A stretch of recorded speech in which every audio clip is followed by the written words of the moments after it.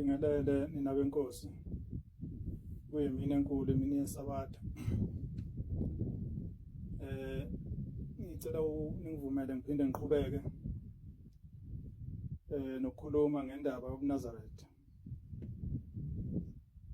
UbuNazaretha abantwana benkosi ngiyasho ngithi kuyiligugu kuNkulunkulu. Ngoba wazikhethela bona wathi uma umuntu efisa ukuphila impilo engcwele, efisa ukuphila impilo kaNkulunkulu, akothatha isifungo sobuNazaretha, okuyisifungo sobungcwele. Wazi wabagonyaza-ke abantu ababekhona ngoba wayeyazi ukuthi lempilo yesifungo sobuNazaretha impilo yakho yonke siyisifungo esinzima kakhulu. Wayesethi umuntu mesekhathele leso sifungo esezwa ukuthi siyamehlula, akobe sesiyeka ngendlela ethizeni, nendlela uNkulunkulu ayibekayo ngakhuluma ngayo ngaphambilini. Ebese sisosa uphawu lobuNazaretha ebusweni bakhe ukuze engabe umuntu odidekayo omdidayo uNkulunkulu ebone umuntu yenza izinto engezi zobuNazaretha kodwa benophawu lobuNazaretha. So-ke ubuNazaretha abantwana benkosi kuyinto engcwele, uNkulunkulu usho njalo ukuthi kuyisifungo sobungcwele. Sokuthi umuntu osithathayo uthatha ubungcwele. Siyazi ukuthi-ke wahamba kwase kuba khona abantu abamasampula obuNazaretha ngokuthi uthathe ubuNazaretha ngesinqumo sempilo yakhe yonke umuntu, isifungo sempilo yakhe yonke umuntu. Siyazi uSamuel waba umNazaretha impilo yakhe yonke. Siyazi uSamson waba umNazaretha impilo yakhe yonke. Nabanye ababengadumile bakwaIsrayeli basithatha lesifungo sobuNazaretha esisifungo sobungcwele impilo yakhe yonke umuntu. Ubungcwele-ke ngihlale ngisho ngithi uzehlukanisela uNkulunkulu ukuphila impilo kaNkulunkulu engashetshwe nalutho.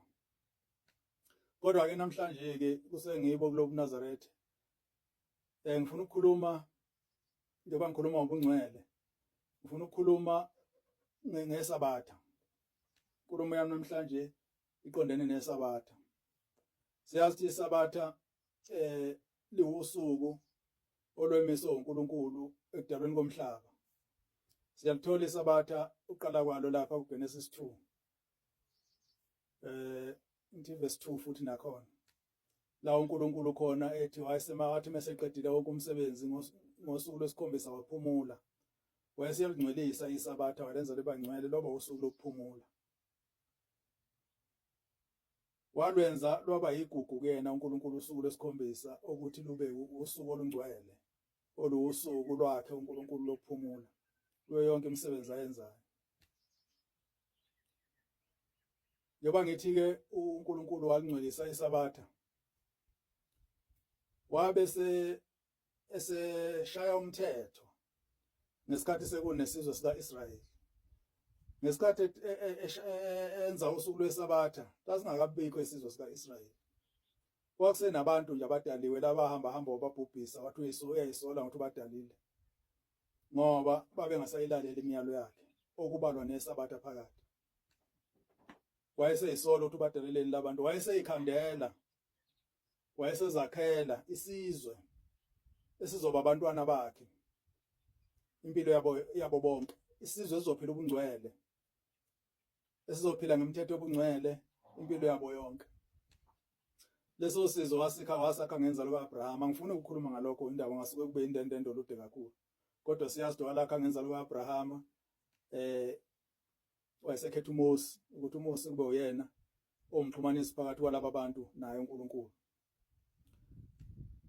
Wabe sethi-ke uNkulunkulu mesenza imithetho okufanele igcinwe isizwe sika-Israyeli, esenza isamari yemithetho, imithetho eminingi ekhona ayishayela abantu bakhe okuyo abantu bakwa-Israyeli. Kodwa wathi mesenza isamari wayesethi kunemithetho eyishumi okuyisamari yemithetho kaNkulunkulu, la yonke eminye imithetho ingena khona. Siyazi ukuthi imithetho eyishumi ehlukene kabili. Khona imithetho eqondene nobudlelwano phakathi komuntu noNkulunkulu, bese kuba khona nemithetho yobudlelwano phakathi komuntu nomuntu. Kule mithetho emine yokuqala eyobudlelwano phakathi komuntu noNkulunkulu, phakathi kwawo khona umthetho wesine okumthetho wesabatha. Lokho kukhomba ukuthi uNkulunkulu ulithanda kangakanani isabatha, ligugu kangakanani isabatha kuyena. Ukuthi noma esenza isamari angageneralize kodwa be specific ngendawo yosuku lwesabatha. Umthetho wesine kule mthetho kaNkulunkulu engicabanga ukuthi uwona wokugcina kule ebhalwe kulokhuzana ku Exodus 20. Umthetho wesabatha uthi khumbula usuku lwesabatha ungcwelise, ungenzi umsebenzi ngalo ngoba lo usuku lokuphumula. Kushiwo emthethweni eyishumi. Siyazi ke abantwana benkosi ukuthi igama elithi isabatha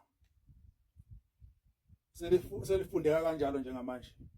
Kodwa kuthiwa ishabathi what wonke nje lamagama akhona, kodwa thina esakufundiswa ushembe nesakufundiswa kuloko kuhamba abazali bethu ukuthi lolu suku lubizwa ngosuku lwesabatha ngoba lubhalwe kanjalo naseBhayibhelini. Lwahumusha kwathiwa usuku lwesabatha, okusuku lwesikhombisa lwesonto. Akekho umuntu emhlabeni ongathi akazi ukuthi usuku lwesabatha lusuku lwesikhombisa lwesonto. Mhlambe ke ukuchaza igama elithi isabatha lisho ukuphumula.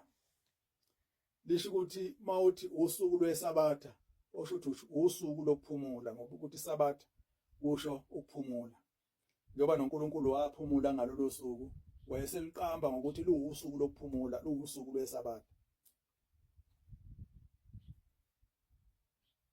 Wawubeka kwa umthetho ukuthi einsukwini zonke ezikhona ezi7 zesonto kuyoba nosuku olulodwa la wonke umuntu odaliweyo engeke ukwenza lutho ngalo isabatha. Kungabe umuntu noma yini ethintana nomuntu onamandla phezukwayo, leyo nto leyo yophumula ngalelo langa. Ingakho kuthiwa ngisho inkabi, ngisho umuntu, ngisho isisebenzi sisebenza kuwena asingasebenzi ngosuku lwesabatha ngoba luwusuku lokuphumula likaNkulunkulu. Ingakho ngosuku lwesabatha sihambe siyokhonza ngalo uNkulunkulu ngoba usuku ayinqumela lona yena ukuthi uyayimisela lolo suku, luwusuku lwakhe. Ngakho ke yonke into kufanele ngoseqinisweni nje kufanele ngabe yonke into esiyenzayo ngesabatha kuba yinto ethintana noNkulunkulu. Kuba yinto ethintana noNkulunkulu. Njengoba ngisho ukuthi uGenesis 2 waliqamba lolo suku lwesabatha, wathi luwusuku lwesabatha lokuphumula. Kwase kuthi Exodus 20 wayeselibeka njengomthetho wokuthi ke kuyimpoqo kuwo wonke umuntu ophilayo, wonke umuntu omntwana kaNkulunkulu ukuthi agcine usuku lwesabatha. Ngisho uJesu uqobo. Ingakho uJesu engavukanga ngosuku lwesabatha. Wayengavuka uJesu ngosuku lwesibili lwesonto. Wayengavuka uJesu ngosuku lwesine. Kodwa uJesu wakhetha uvuke osukwini lwesithathu ngoba ngosuku lwesibili lwesonto lolu lokufa kwakhe ngosuku lwesibili kwakuyimini yesabatha. So ke wayihlonipha imini yesabatha waze wayingenela ethuneni. Ngoba ehlonipha imini yesabatha wayengeke ngenzeka avuke khona esiphambanweni. Kodwa ngoba wayehlonipha imini yesabatha walala ethuneni wazovuka osukwini lwesithathu ngosuku lwesonto. Ngokusho kombhalo, ngokusho kwabashoyo ukuthi usuku lwesonto. Inkulumo yangelenye ilanga ke lelo ukuthi kanti ngempela uJesu wafana nowavuka nini uma ngabe kuthiwa walala izinsuku ezintathu esonto ethuneni nosuku obuthathu, imini entathu nosuku obuthathu. Akuhlangani kahle mawuthi uyabala, kodwa ke angikho lapho. Ngisekuthenini kodwa okusalayo wahlonipha imini yokuphumula. Noma ngabe yayi imini yesabatha okuusuku lwesikhombisa njalo lwesonto, noma imini yamanye amasabatha engisazokhuluma ngakho. Kodwa khona okusalayo ukuthi wahlonipha imini yesabatha, wangavuka ngesabatha ngoba ehlonipha umyalo kaNkulunkulu. Ehlonipha umyalo ukuthi akwenziwa lutho ngesabatha. So khumbula futhi ukuthi uExodus 31 lapha ku verse 14 no 15 lapho uNkulunkulu uyakhuluma lapho ukuthi usuku lwesabatha luwuphawu lwesivumelwano phakathi komuntu. Lapha ke wayethe phakathi kwaIsrayeli noNkulunkulu. Angikholwa ukuthi sizengangena edibethini yokuthi makhulunywa ngoIsrayeli asingeni thina lapha. Ngoba sikhuluma ngebandla likaNkulunkulu. uIsrayeli wayeyibandla likaNkuluNkulu. Uma nathi sithi singabantwana baNkuluNkulu, osho ukuthi nathi njengabantu bantwana bakwaIsrayeli simiselwe ukugcina imiyalo kaNkuluNkulu njengoba ebhaliwe. uShembeke wafika wasifundisa lokho ukuthi asigcine imithetho kaNkuluNkulu njengoba eyibhalile ngenceku yakhe uMose. Ukubhalile emthandazweni weSabatha evesini lesithathu ukuthi mesabeni uJehova nigcine imiyalo yakhe njengalokho eyilobile enilobele yona ngenceku yakhe uMose. So ke asidideki lapho. Noma ngabe kuthiwa khona abathi asiwa ama-Israyeli asiwa amaJuda asiyo ini kulungile ke sifine. Kodwa instruction yafika noShembe eyimukela kuNkulunkulu weyethi thina njengamaNazarethe siyawugcina imithetho kaNkulunkulu njengalokho ilotshiwe uMose. Eminye ke yalo mthetho usuku lweSabatha. Usuku lweSabatha uthi uNkulunkulu luphawu lwesivumelwano phakathi komuntu noNkulunkulu. Edilumi lwezivumelwano saphakade akukho la siyoshintsha khona. Ingakho ngisho uJesu sefika wathi yena akazange uzoshintsha imithetho. Kodwa uzoyigcwalisa leyo mthetho. Wayigcwalisa ke nangempela ngokuthi angavuke ethuneni ngosuku lweSabatha. Ukuze kugcwaliseke ukuthi akugcinwe usuku lweSabatha. So ke ngaleyo ndlela ngifuna ukuthi ke usuku lweSabatha alusididi ukuthi ubani ofanele aligcine. Lugcinwa umuntu ozibiza ngomntwana kaNkuluNkulu. Uma ngabe ungeyena umntwana kaNkuluNkulu uyobonakala ngokuligcina iSabatha. Ngeke ugcine iSabatha uma ungeyena umntwana kaNkuluNkulu. Futhi akekho ongakusola ngalokho. Akekho ongakusola ukuthi awuligcine ngani iSabatha uma ungeyena umntwana kaNkuluNkulu ngoba lokhu kubiselwe labo abayibiza ngabantwana bakaNkuluNkulu.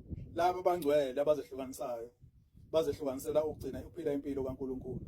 Awukwazi ke mawumNazarethe. Ngithe ubuNazarethe bubungcwele. Bukuthatha isifungo sobungcwele. Ukuthi ke mawuthi ungumNazarethe kusho ukuthi uyazehlukanisa, uzehlukanisela uNkulunkulu. So awukwazi ukuthi ungathi ufike uzehlukanisela uNkulunkulu futhi ubuse ungayigcina imiyalo yakhe. Okubalwa nesuku lweSabatha phakathi. So ke bengifuna ukusho ukuthi kweSodus 31 njengoba ngisho ukuthi luthi luyisivumelwano, luwuphawu lwesivumelwano phakathi komuntu kaNkulunkulu, komuntu noNkulunkulu. And futhi lokhu kuyisivumelwano saphakade. Into yaphakade ke into engapheli. Is limited, unlimited. Into engenakho ukuphela ukuthi iyophela emva kwesikhathi esingaka. Usho ukuthi nje into oyofanayo nezizukulwane sakhe siyofanayo, nezizukulwane siyofanayo kanjalo. Usuku lweSabatha luyinto enjalo. uNkulunkulu futhi lapha ku-Exodus 35 uphinde wayigcizelela indaba yosuku lweSabatha ukuthi ngalo usuku lweSabatha abantwana bakaNkulunkulu abayokubasa umlilo ezindlini zabo ngosuku lweSabatha. Asibekanga isizathu uNkulunkulu ukuthi kungani ngeSabatha ungabasa umlilo. Kodwa ku-instruction nje engadinge kuphela, engadinge kubuzwa, engadinge kuphendula. Uma umzali wakhe ekutshela ukuthi ungakwenza ukuthi uyongambuza ukuthi angikwenzi ngani. Once wabuza lokho usho ukuthi usuyingane engahloniphi, disobedient child. Uyakushayelwa nalokho, induku uyayithola uyitholele lokho ukuthi wena ubuza umuntu omdala uma ngabe ekutshela ekunika umyalo. So engizama ukuthi ke awukho isizathu esibekiwe sokuthi umlilo ungabaswa ngani. Yonke into ethinta umlilo ngeSabatha awukwazi ukuyithinta. Ukuthi usendlini kunamaqele phela lathi akusho ukuthi ngabasa phandle. Shuthi ngabasa phandle. Akuyile icala. Angazi. Uma inhliziyo yakho umNazarethe ithi ungabasa phandle uma ngabe uNkulunkulu ethi ungabasa umlilo ngosuku lweSabatha, it's up to you. Kodwa engikwaziyo ukuthi ngesikhathi nabakwaIsrayeli babe nalo iphandle. Babe ngenazo izindlu kuphela ukuthi nje izindlu kuphela, babe nalo iphandle, babe ngawubaza nabo phandle. Kodwa ngikhumbula ukuthi lapha zonke ku-Exodus 16 or something lapha athi khona uNkulunkulu kusasa imana izukuwa ngoba usuku lweSabatha. Ngakho ke namhlanje xoshani konke nicoshayo, nicoshe kubeka ngakubili ngoba kusasa ngosuku lweSabatha izuba khona. Niyokosa inkosayo namhlanje ukuze ngoba kusasa akuyubaswa umlilo ezindlini. Uyobungeka umlilo ukuthi kuphekwe. Ngakho ke pheka namhlanje kusuku lolwendulela iSabatha ukuze nikudle ngalelo langa elilandelayo. Nangempela abaqoqa azange kubole imana yayingaliqedi usuku. yayivela ibole nje uma ngabe uyithathe yaze yaningi yayiqa isabelo sosuku ngoba yayiwa insuku zonke. So sasingeke isidingo sokuthi ube nomona uyibuthe uzuyibuthe uzoyibeka. Ngizama ukuthi ke ngalokho uma uthi wena ungabasa phandle, ngabe uNkulunkulu ngalelo langa wayengazi into ikona ephandle ngesikhathi ethi abacoshayo bakubeke kungaboli bakose namhlanje bapheka bakuphekayo ngoba kusasa kuzobe kusuku lwesabatha ayizukuwe imana. Wayengeke asho nje hayi okunye nokupheka kusasa kodwa nikupheke phandle ningakupheka endlini ngoba endlini yobungekho umlilo. Sengizama ukusho ukuthi ke abukho ubuqili afanele senze ubuqili bokuthi silwe nokuphikisa umthetho kaNkuluNkulu ngokusehla. Thatha isinqumo awuphoqiwe ukugcina isabatha. Kodwa ukwazi ukuthi ungathi umntwana kaNkuluNkulu kodwa futhi ungagcina isabatha. Akwazi kwenzeka. Bathi uthi umntwana kaNkuluNkulu ugcina isabatha noma uyena umntwana kaNkuluNkulu awuhlanganise lutho nesabatha. Akekho umuntu ongakuphoqa lapho ukuthi gcina isabatha ngoba awuhlanganise lutho nalo ngoba awuhlanganise lutho noNkulunkulu. So ke awudingi nje ukuthi uze uzame ukusitshela noma uzame ukusitshela hayi nina uNkulunkulu njengoba wayethi ningabasi endlini zenu basaniphandleka. Nalokho ukuthi njengoba sekune technology bethi hayi angibasile ngizovele ngisisho isitofu nge-on awukho umlilo. Awu asazike. Uma kungukuthi umntwana kaNkulunkulu kubona lokho uNkulunkulu angakuthokozela kwenze. Akekho umuntu ongakubamba ukuthi ukwenze ngoba impilo yakho le ukukholwa futhi okwakho. Uma ubona ukuthi ungasibasa isitofu upheke kwenze. Khona enye inkolo esigcina nayo isabatha. Naye ligcina isabatha. Futhi nayo iyakholelwa ekuthenini akubaswa ngesabatha. Kodwa bona bathi ukudla ungakupheka ngoLwesihlanu. Ungakupheki ngesabatha. Kodwa ngesabatha ungakufudumeza. Angazi ukuthi ungakufudumeza ngani umlilo ungekho. Noma nabo sebehamba ngayo technology kodwa ngikholwa ukuthi babehamba ngetechnology ngaleyo ndlela. Ngaleso sikhathi beshayelwa lo mthetho. Cha abantwana benkosi phela ngeke ufudumeze ukudla umlilo ungekho. Uma kunento eshisisa ukudla kukhona ngani pho isidingo sokuthi ungakupheki ngesuku lwesabatha uma ungakwazi ukufudumeza. Hayi uNkulunkulu ubeke kahle ukuthi ningabasi umlilo endlini zenu. Kulaba uthi abacosha imana bayipheke ngesuku lwesihlanu ngoba ngesabatha ayizuba khona ezowa ngoba ukho umlilo enizosebenzisa ukupheka leyo mane ezobekwile ngesabatha engaba ngesabatha. Futhi nayo ngeke iwe ngesabatha ngoba usuku lukaNkulunkulu lokuphumula. So ke ngifuna ukusho ukuthi isivumelwano sikaNkulunkulu sesabatha siphakathi kwaNkulunkulu nabantwana bakhe. Manje uwathatha isinqumo sokuthi umntwana kaNkulunkulu uya obligated ubophezelekile ukuthi igcina ke phela imithetho kaNkulunkulu okubalwa nokugcina isabatha phakathi. Ngiyafisa ukusho ukuthi isabatha ngokaNkulunkulu ngithe usuku lokuphumula igama losuku lokuphumula. uNkulunkulu ke wabe seba namasabatha kunamasabatha akhona amaningi alilodwa akilolo lusuku lwesikhombisa. Elinye lalo isabatha lokuqala usuku lwesikhombisa. Isabatha lokuqala lelo. Khona elinye isabatha eliyisabatha lePhasika.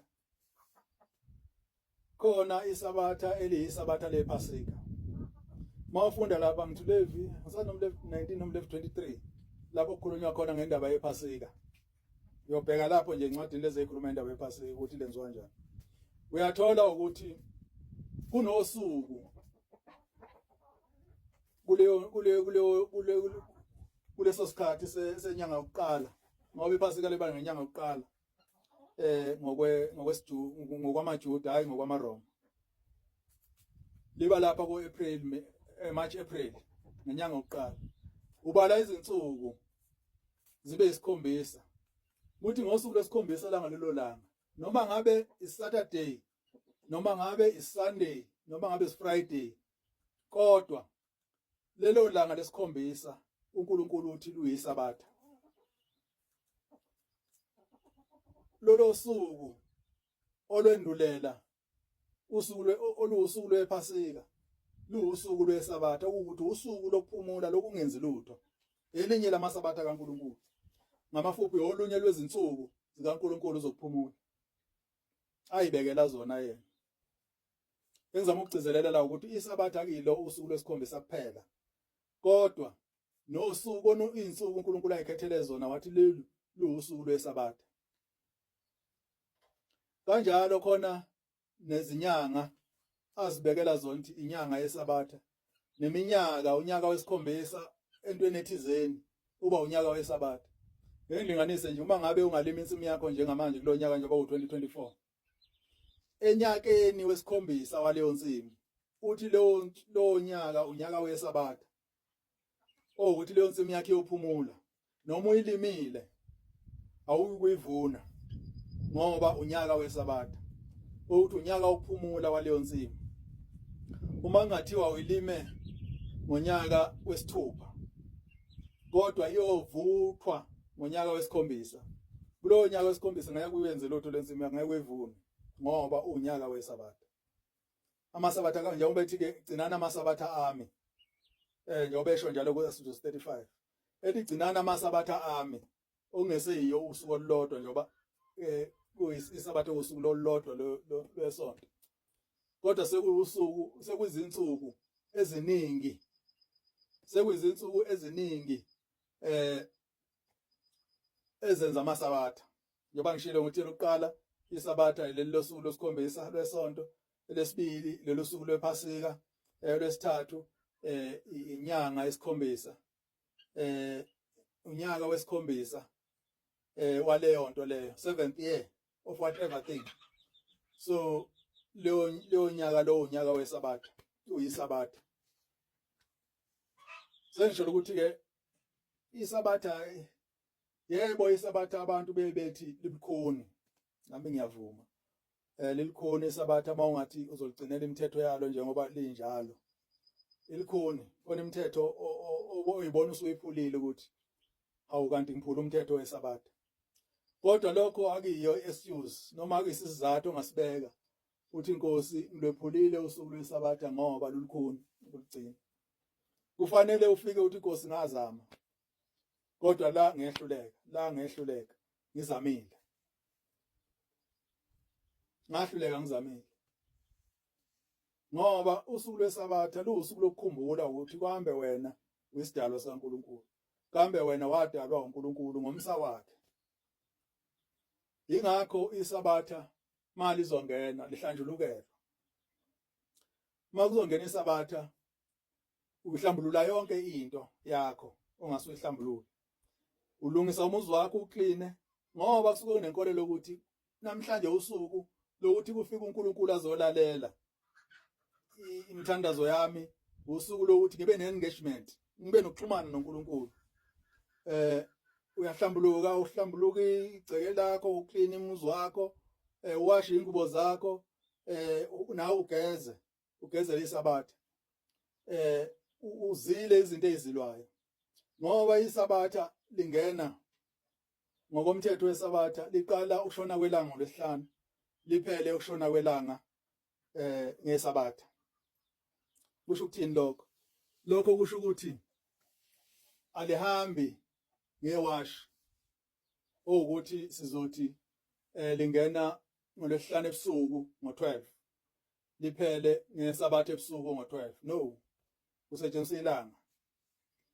Labe bethi isabatha lingena ngo-6 liphele ngo-6, basuke bekhuluma iphutha.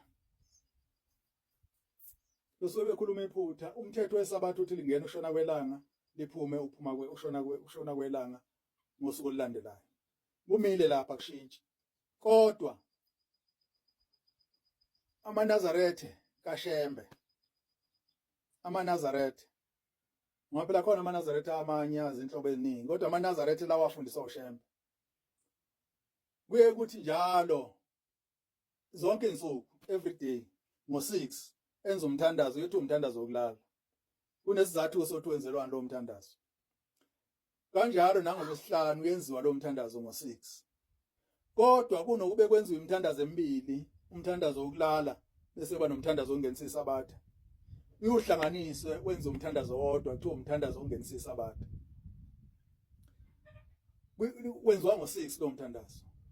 Ehlobo kuyenzeka lo mthandazo wenziwe ilanga lingakashoni. Ngoba u6 ushaya ilanga lingakashoni ehlobo. So ke mawenze lo umthandazo wesabatha ungenisa isabatha ilanga lingakashoni akusho ukuthi kushintsha umthetho kaNkuluNkulu ukuthi isabatha lingena kushona kwelanga. Ngeke ube nasono uma ngabe emva kwalokho kungenisa kwakhe isabatha kube khona okunye okwenzayo ilanga lingakashoni uma ungayena umNazarethe wasephakameni noma umNazarethe kaShembe. UngumNazarethe nje ngoba phela ubuNazarethe abumiselwe kuphela abalandeli abantu abangaphansi kwenkolo eholo Shembe. UbuNazarethe emiselwe wonke umuntu othatha isifungo. Ngithi ke ngeke kube nesono sokuthi wenze into noma umlilo ungawucishi uma ilanga lingakashoni. Ngeke kube nasesono lapho. Kodwa ungaba nesono ukuthi umlilo ungawucishi sekushona ilanga. So ngizama ukuthi ke umthandazo ka6 lo okhulunywa ngawo yebo ubhanqene yambili ngoba phela manje ngasho ukuthi kufanele ube nomthandazo wokulala uyothi mase kushona ilanga bese wenza umthandazo ongenisa isabatha bese ebusika u6 ushase kumnyama ngizokwenza kumnyama sekukhanya amalambu khanya inini manje lokho ngabe usho ukuthi isabatha lapho ebusika lingena ilanga selishonile sekuyisono phela mawukuthi wenza into ilanga selishonile kodwa ubuthi kuphela u6 akashaya. Uma ilanga lishona ungakawucisha umlilo ebusika isono leso ngokomthetho kaNkuluNkulu ngoba umthetho uthi umlilo uma kushona ilanga umlilo awusucishiwe ngoba kusuke seqala usuku lesabatha. So wena mawuzothi ngoba u6 akashayi angawenza umthandazo ongenisa isabatha so ngaleyo ndlela no awukwazi mashona ilanga nje yonke into ethiwa yenziwa ngesabatha awuyenzi ngisho endlini yakho nomkakho noma nendoda yakho awuzenzi izinto zenze ekamerweni lakho mase kuze kwangena usuku lesabatha ngoba isabatha liyahlanjulukela. uNkulunkulu wathi uMose ngesikhathi ezohlangana nabantwana bakaIsrayeli eSinayi bethi bafuna ukuya nawo ukuyibonela uNkulunkulu wathi akabahlambulule ngosuku olulandelayo bengalali nomkabo ngalelo langa abazoya kulona uNkulunkulu ngoba uNkulunkulu uyingcwele uyahlanjulukela futhi ufuna abalinde ngoba bazohlangana noNkulunkulu nangesabatha ke mawuzohlangana noNkulunkulu ufuna ulindele ukuthi uzohlangana noNkulunkulu. Awukwazi ukwenza lezo zinto ebeni uya kuNkulunkulu ngoba usungcolile kufanele uhambe uyohlambuluka. So engizama ukusho ukuthi ke isabatha abantwana benkosi lusuku lwabantwana bakaNkulunkulu abathi bangabantwana bakaNkulunkulu. Akusuku likaShembe uShembe wanikwa imandate uNkulunkulu ukuthi avuselele isabatha ngoba la selibulewe abezizwe laba bakhanda inkolo replace inkolo yobuNazaretha. Njengoba nje ile nkolo replace inkolo yobuNazaretha inento ukuthi kufanele usindiswe. Ukusindiswa kwakhona kodwa kubali ukugcina imithetho kaNkulunkulu. Akubali ukuthatha isifungo sobuNazaretha. Kubala nje enye into engingayazi. Angisho ukuthi ngithini ngakho kodwa ngisho ukuthi ukaNkulunkulu ukusindiswa lokho ukuthi uthatha isifungo sobuNazaretha ukuthi wena uzohlala endlini kaJehova uzobe sekupheleni kwensuku zakho. Ugweme izinto ezingenziwa umuntu owumntwana kaNkulunkulu. Gcina imiyalo kaNkulunkulu njobe injalo. Ungagcina imiyalo ewu9.